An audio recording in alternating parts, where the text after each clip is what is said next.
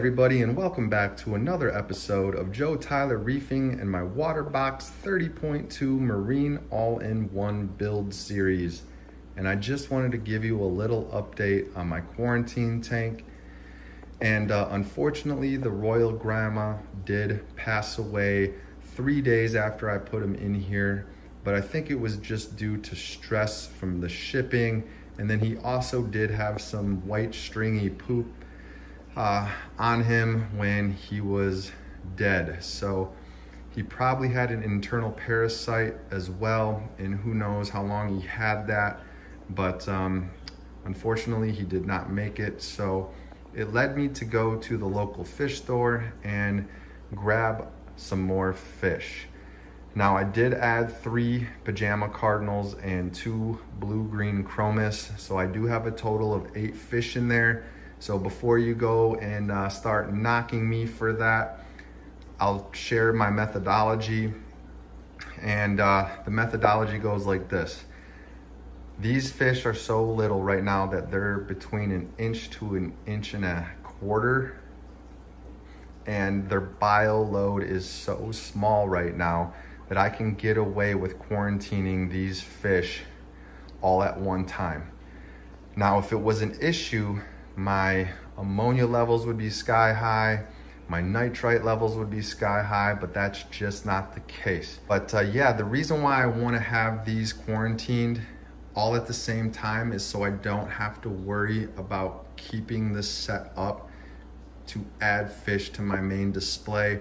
I just want to tear it down when it's done, put it in my storage unit, and then if something arises in the future, I can just grab it real quick and put a sponge that I have in the 30.2 in here so that it just will have like an instant cycle. So that is my methodology behind quarantining these fish. And I specifically picked fish that are completely peaceful and that will have a very light bio load. So this is the fish that I chose to go with, and they're gonna be going in my 30.2 next month. So that is an update on the quarantine tank. I did add this digital thermometer so that I can keep the temperature in check. And then let me go over here and show you what I'm using. So I'm using copper power, and I brought the level up to a therapeutic level of 2.5. And you know, I'm not quite sure that it's exactly at 2.5 because, you know, you have to match up this color chart. So I did purchase the Hannah copper checker from liveaquaria.com because I ended up getting a credit for the Royal Grandma passing away. And I used that credit to get that copper Hannah checker so that I can keep it at a 2.5 parts per million therapeutic level, just to make sure it gets rid of any parasites. But yeah, that's what I'm using. And then if you don't already have one of these salinity testers from Hannah Checker, they're a great investment. That's what I use to mix up my salt water. Now, just to give you an idea, I'm running my specific gravity in the quarantine tank at 1.020, and then in my display tank, I'm running it at 1.026. So a couple of things I added here was the filter cup, sorry, this is the feeder cup from the Kraken Reef. And I ended up getting the UV green to match the Nem guard that I got from him as well. I also have the Ocean Box Design frag rack in atomic orange. And then here's the skimmer. This is the Cadlights PLS 50 Elite 2. And as you can see, I'm running it right now and it's pulling out some good skim mate because I did add 5 Trocus snails. He's on the glass right there, there's one. And then I added a cleaner shrimp and a peppermint shrimp, but they are hiding back here usually. So I don't know if you can see back there, but you can see one of his antennas. They do come out at night. I am keeping the light off still, so I haven't been running the light. And then there is the Cato reactor. That is doing really good. I took that out yesterday, and the Cato is about halfway full in the reactor. And I just started with a golf ball size, so that is doing its job. I'm running carbon in that first media reactor you see. And then the second one, I'm not running anything right now, but I'm thinking about maybe running some bio balls if my nitrates are elevated in here, or if my phosphates get out of hand, I'm just gonna run some GFO. So back here, I have my temperature probe and my pH probe from eCoral.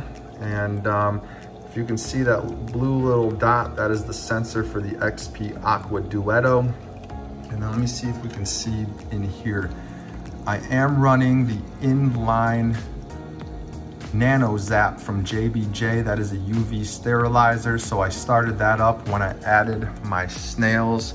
And then I did meet Steven from the guy that does the Hobby Sci YouTube channel. I met him at the local fish store, and he kind of gave me some advice, so I took it. So, you know, you're supposed to quarantine pretty much everything you put in your tank so that you know it's disease and pest free. Well, since I don't have any fish in here right now, there's nothing for parasites to really attach to and feed off of. So what he told me to do is just take some hydrogen peroxide and, you know, take a toothbrush and scrub the snail shells, and then get whatever I could off their shell by scraping off any sort of, you know, bump or black thing that I see. Like it could be a pest of some sort. So I scraped them off and then scrubbed them with hydrogen peroxide, and then acclimated the shrimp and the snails together for about an hour before I put them in the display tank. So let's open up the cabinet. There is my controller board with my eCoral controller. On my left, I have the Mighty Jet, the XP Aqua Duetto, and the Nero 5. Now that space that you see on the left-hand side, that is going to be the salinity module that is coming out in 2 months from eCoral, so that I can keep track of my salinity. And then some of the products here that I'm using are PraziPro. So I already gave them the PraziPro treatment. And then I'm running some C-Chem Metroplex, Canaplex, and then this is the Focus. So the Metroplex treats internal parasites, the Canaplex treats bacterial and fungus infections. And then what you want to do is you can add these directly to the water if you want, but the better way to do it is to bind these two medicines with the fish food and use Focus to bind it all together. And then I just feed them that. And here's the cupramine. I'm not using the cupramine. The difference is cupramine is ionic copper. Copper Power is chelated copper. And I've been reading a lot of Humble Fish forums, and he recommends chelated copper over the ionic copper. So I'm just gonna keep this in case I have an outbreak of something in the future. That way I can just grab the quarantine tank, set it up, and then start treating right away. So yeah, that's just a little update on where I'm at right now. So I hope you enjoyed my video. Please like it, subscribe to my channel if you already haven't. And for all those that have subscribed, thank you so much. I really, really appreciate it. Y'all have a great day. Bye-bye.